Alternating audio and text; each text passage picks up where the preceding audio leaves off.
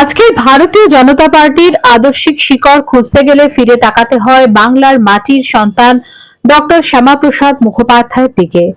1951 সালে তার প্রতিষ্ঠিত ভারতীয় জনসংঘই পরবর্তী সময়ে সাংগঠনিক ও রাজনৈতিক বিবর্তনের মধ্য দিয়ে ভারতীয় জনতা পার্টির ভিত্তি গড়ে তোলে। তাই বিজেপির আদর্শকে কেবল বাইরের কোনো ভাবধারা হিসেবে দেখলে ইতিহাসের একটি গুরুত্বপূর্ণ অধ্যায় উপেক্ষিত হয়।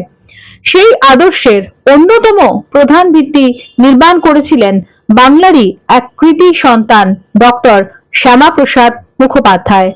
তার চিন্তা, নেতৃত্ব, রাজনৈতিক দর্শন আজও ভারতের রাজনীতিতে গভীর প্রভাব রেখে চলেছে। 1901 সালের 6 জুলাই কলকাতায় জন্মগ্রহণ করেন ডক্টর শ্যামাপ্রসাদ মুখোপাধ্যায়।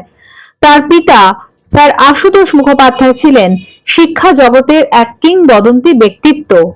অল্প বয়সেই অসাধারণ মেধার পরিচয় দিয়ে তিনি উচ্চ শিক্ষা সম্পন্ন করেন এবং মাত্র 33 বছর বয়সে কলকাতা বিশ্ববিদ্যালয়ের সর্বকনিষ্ঠ উপাচার্য হন।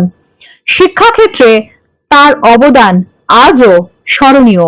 স্বাধীনতার আগে ও পরে ভারতের রাজনৈতিক জীবনে তিনি গুরুত্বপূর্ণ ভূমিকা পালন করেন।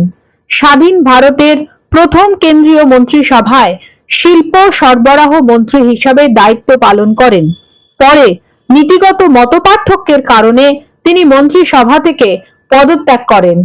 1951 সালে তিনি ভারতীয় জনসংঘ প্রতিষ্ঠা করেন, যা পরবর্তীকালে ভারতের অন্যতম বৃহৎ রাজনৈতিক ধারার ভিত্তি হয়ে ওঠে।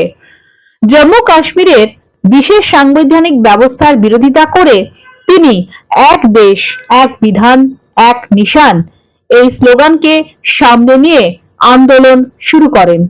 1953 সালে কাশ্মীরে প্রবেশের সময় তাকে গ্রেফতার করা হয়।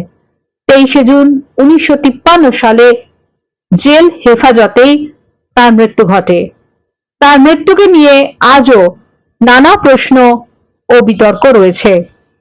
ডক্টর শ্যামাপ্রসাদ মুখোপাধ্যায়ের জীবন শুধুমাত্র একজন রাজনীতিকের গল্প নয়, এটি শিক্ষা, আদর্শ, দেশপ্রেম এবং আত্মত্যাগের এক অনন্য অধ্যায়।